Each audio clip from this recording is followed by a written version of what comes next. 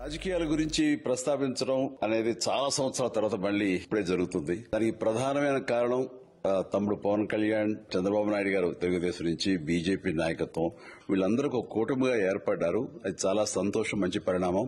నా మిత్రుడు, చిరకాల మిత్రుడు సీఎం రమేష్, అట్లాగే పంచగల్ రమేష్ రాజకీయంగా అరంగేట్రం చేసింది నా బ్లెస్సింగ్స్ తోటి. తను ఆ రోజు నుంచి ఈ రోజు వరకు కూడాను ఎక్కడున్నా నా దీంట్లోనే ఉంటుంటాడు. నాకు కావలసిన వాళ్ళు ఇద్దరు కూడాను అనకాపల్లి కాన్స్టిట్యున్సీ లో ఎంపీ క్యాండిడేట్ గా, అలాగే పెందుర్తి ఎమ్మెల్యే క్యాండిడేట్ గా వీరు నిలబడటం అన్నది నాకు చాలా సంతోషంగా ఉంది. ఎందుకంటే ఇద్దరు చాలా మంచి వాళ్లే కాకుండా సమర్థవంతులు. ఇలాంటి వాళ్ళు అలాంటి కాన్స్టిట్యున్సీకి, దాని అభివృద్ధికి ఎంతగానో దోహదపడతారు అన్న నమ్మకం నాకు చాలా ప్రగాఢంగా ఉంది.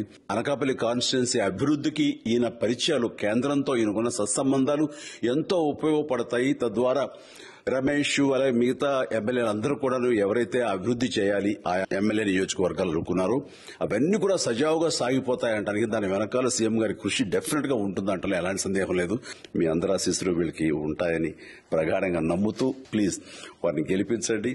అంతేకాదు, నాది చాలా పెద్ద కోరిక, ఆంధ్రప్రదేశ్ అభివృద్ది పథంలో ముందుకు వెళ్లాలి. దానికి గాని మీరందరూ నడుము బిగించండి. మీరందరూ కూడాను ఇలాంటి వారికి ఓటు వేసి మీరు గెలిపించి అన్ని రకాలుగాను మీ యొక్క ఆశీస్సులు వీళ్ళకు ఉన్నాయి అన్న భావాన్ని మా అందరికీ, ఆ నమ్మకాన్ని మాకు కలిగించండి.